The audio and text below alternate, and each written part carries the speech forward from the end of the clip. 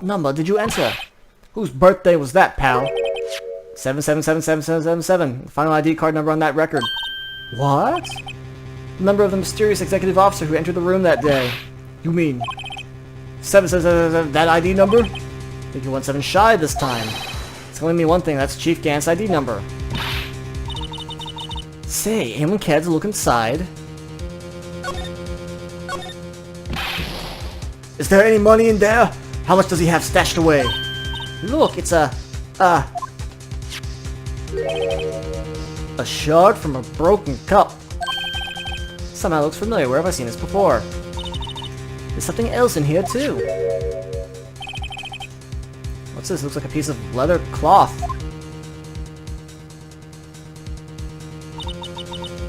This is a handprint, isn't it? Hey, I saw someone wearing a shirt like that once. You think the chief made up the design? I don't think so. Oh, well, just a thought. Is that it? This is all that was in the safe? Apparently so, it's empty now. Piece of cloth with a handprint on it and a broken shard from a cup. Look like pieces of evidence. Yeah, but unless you can prove they have something to do with the case. Afraid I just can't just let you take them. After all, it's my neck on the line here. Great. I have to prove their relevancy to get them. How are these two related to the SL9 incidents? Come on, there's gotta be something we can show the detective. Well...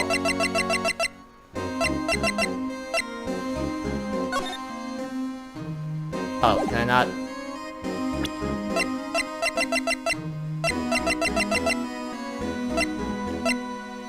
Wait, where's the thing?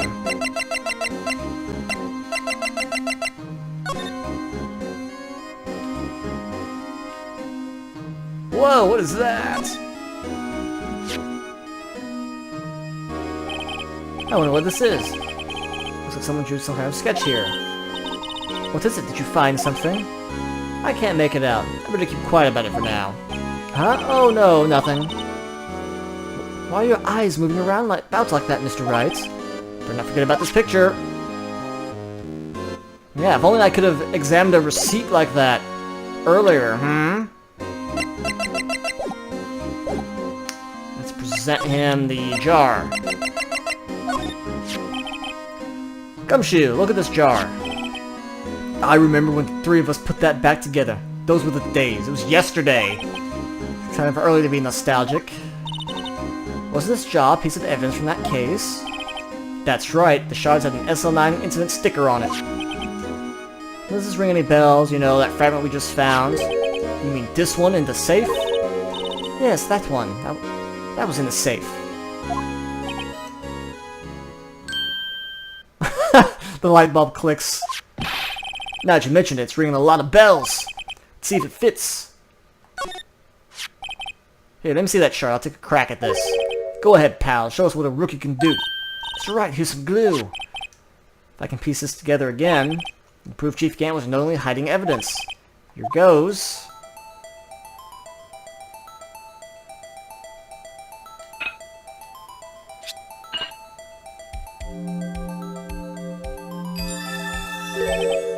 There, fits like a charm, which of course means Chief Gant willingly and knowingly hid a piece of this jar in his safe. In other words, he concealed a piece of evidence from the SL9 incident. But, hey guys, get a look at this. What is it? This piece you just attached. It's different from the others.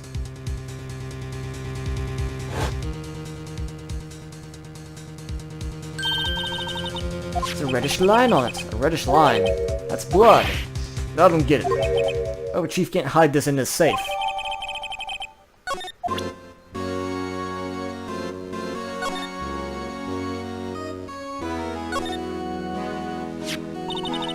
Hey, look here. It's hard to make out, but there's a dark red stain. Looks like blood. This piece the Chief has is different, though. The blood stains on the other pieces are just spots. This one's a line. It is odd.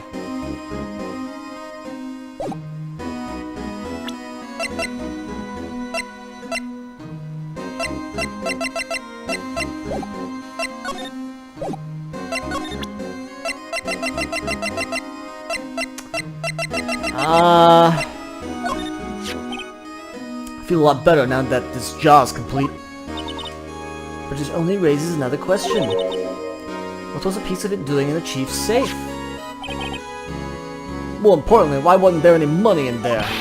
Is that what safes are for? I have a feeling the outcome from our charges might hinge on this. And we're not done.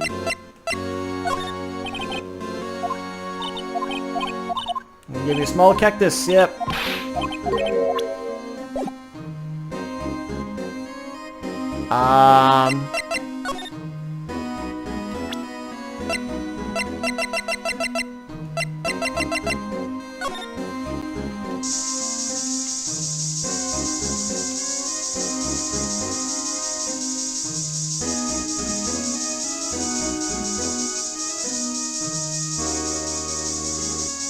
Nothing at all?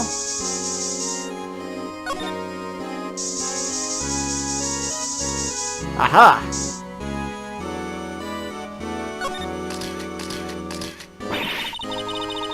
Whoa, this area must have been covered in blood. Is this from that incident? It must be when Prosecutor Neil Marshall was murdered. 2 years have passed. Reaction's kind of dull. So murder really did take place here.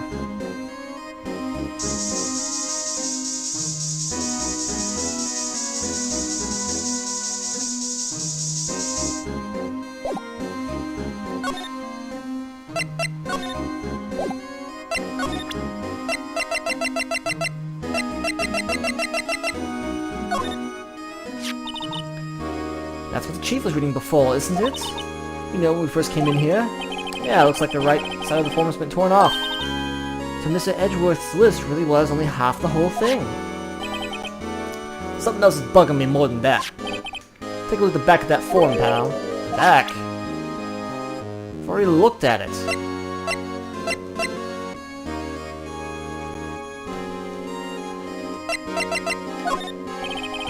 Ah, here we go. I'd like you to have a look at this. Hey, I know what that is. You want to take some fingerprints? That's a great idea, detective. Alright, go to town, sheesh. What are you doing? What are you doing? Why are you sticking out your hand like that? Go ahead, take my fingerprints. It's not your fingerprints we want to take. Huh? Come on, this isn't the time for jokes. Talk about the cloth we found in the safe. Oh, I knew that. The one with the handprint on it, right? Sheesh, where's your sense of humor? Let's check for prints. Sprinkle the powder on the cloth. Blow the rest away. Are you my mom? Don't have to pill this a million times.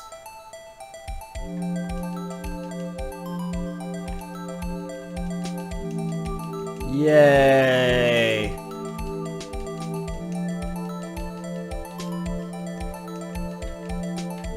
Good thing we have an endless supply of this.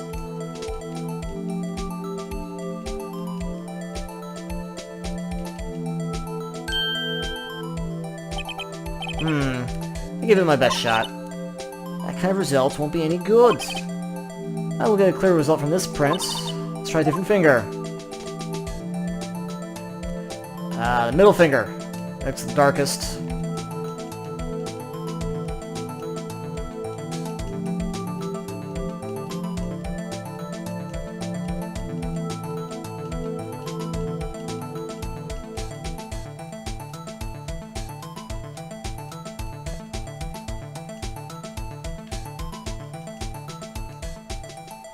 There we go.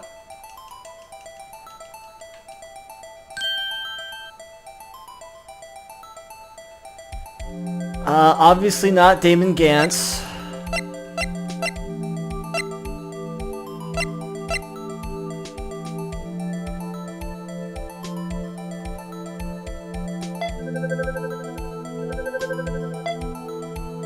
No.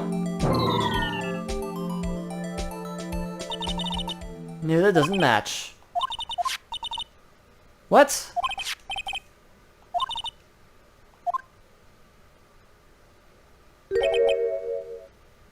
She's right. We should fingerprints for everyone who's in here that day. The way I see it, there's a higher power. It's gotta have faith. Oh, there we go. I thought maybe it was like inverted or something.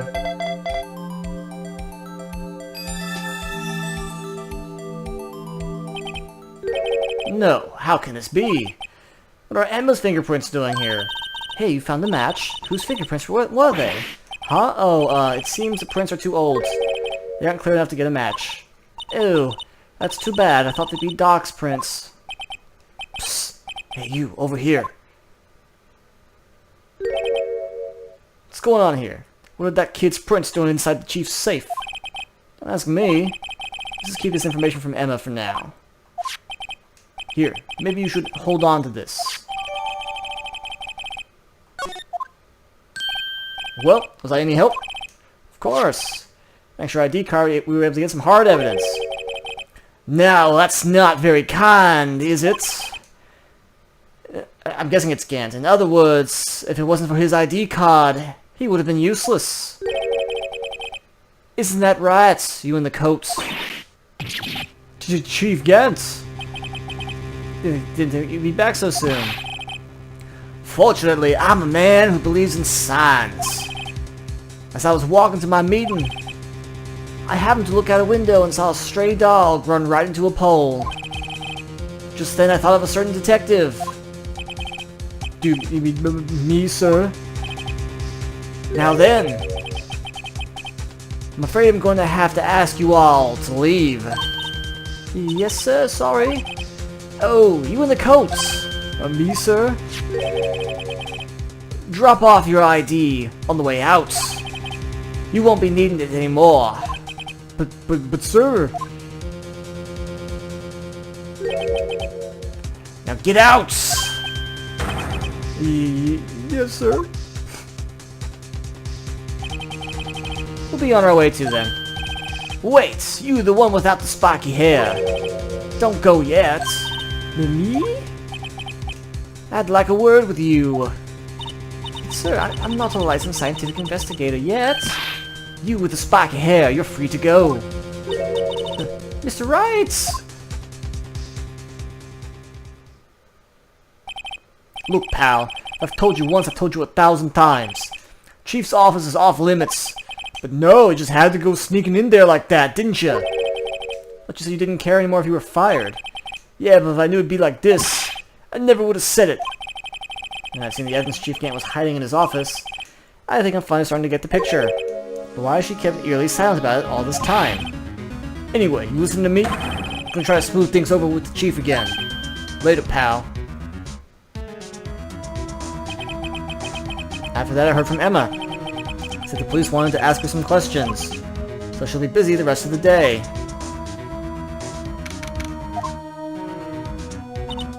I see. So the chief asked Emma to come in for questioning. It's no use thinking about it. Tomorrow's the final day in court. I'm committed to doing everything I can to defend you, which is why I'm here. But I've already told you all I can. What you've told me over these past couple of days is absolutely nothing. Not a single useful thing.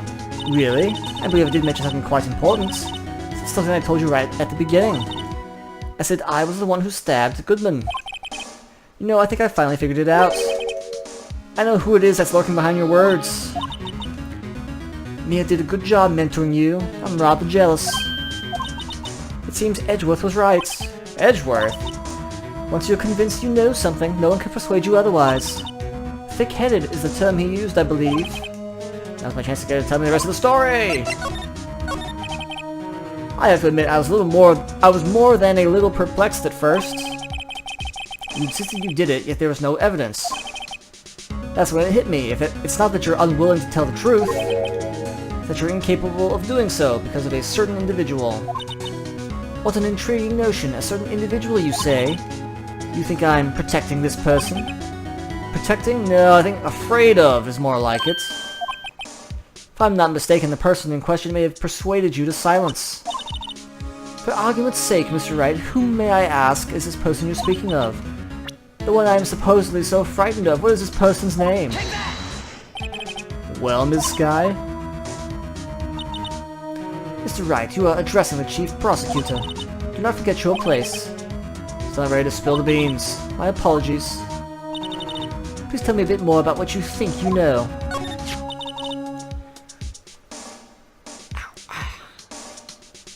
We were partners until 2 years ago. I respected him as a detective. Assuming he's respectable, then tell me something. Why would he try to hide his crimes? His crimes? Both you and Edgeworth will be brought before a board of inquiry for what you did. Specifically hiding and forging evidence. Of course, these are serious offenses. Why is it though that Chief Gant's name was never mentioned? Chief Gant? Edgeworth didn't know the truth behind the forgery. The only party who could have possibly tampered with the evidence was... me. I had access because I was second in command. Yes, you, but also one other, Damon Gant. If you intend to accuse Chief Gant, you'll need more than just words. Show me proof Chief Gant falsified evidence in that case. I just found this in a safe in the Chief's office. This jar piece, this piece of cloth. Do you know what these are? Pieces of evidence from the SL9 incident. The person concealing evidence was none other than Chief Gant himself. Don't ask how I got the evidence. I broke in, okay? Now tell me, why are you taking all the blame for him? Touché, Mr. Wright. It's as you surmise. I cannot disobey the Chief's orders, even if it means being found guilty for murder. Why not? Come now, Mr. Wright. You can't possibly expect me to be able to tell you that. 3 days ago, I had no choice but to cooperate in the murder of Goodman. Or perhaps I should say, follow orders. Yes, that's more accurate than cooperate. Although I can't tell you the details, I can say I was given an order that day. I need you to dispose of Bruce Goodman's body. You'll find it inside the trunk of Miles Edgeworth's car.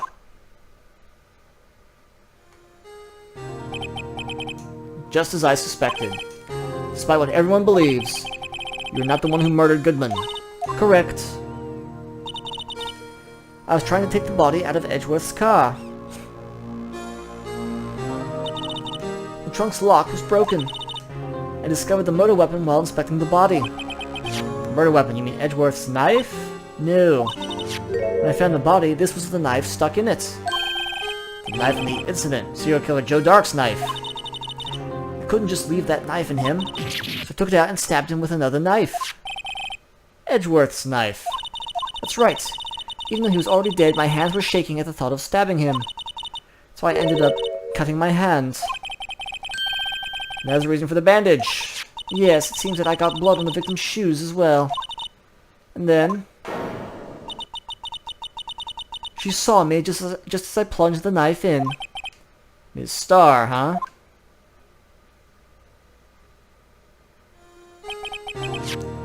Why did you need to hide Dark's knife so badly?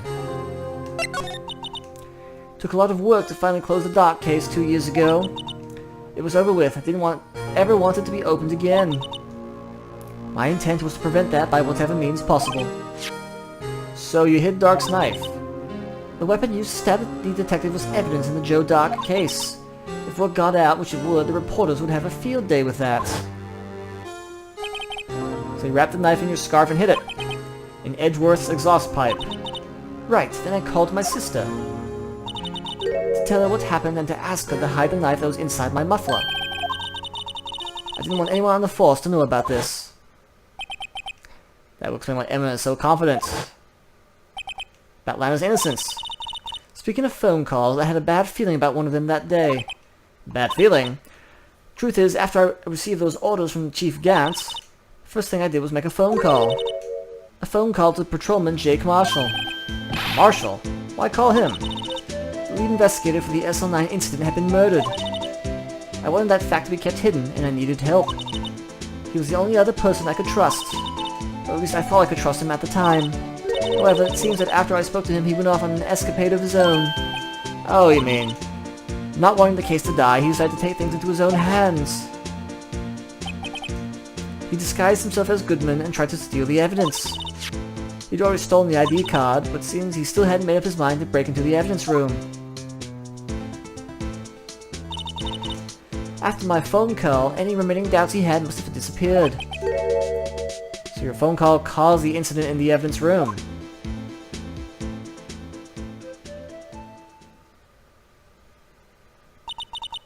I'm afraid that's all I can tell you. But Lana, you've earned my respect, Mr. Wright, as a defense attorney and an investigator. Now please, don't pursue this any further in court tomorrow.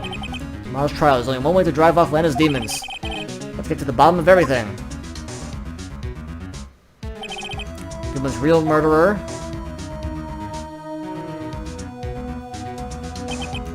And what went down in the Chief's office 2 years ago. Oh, last day, guys!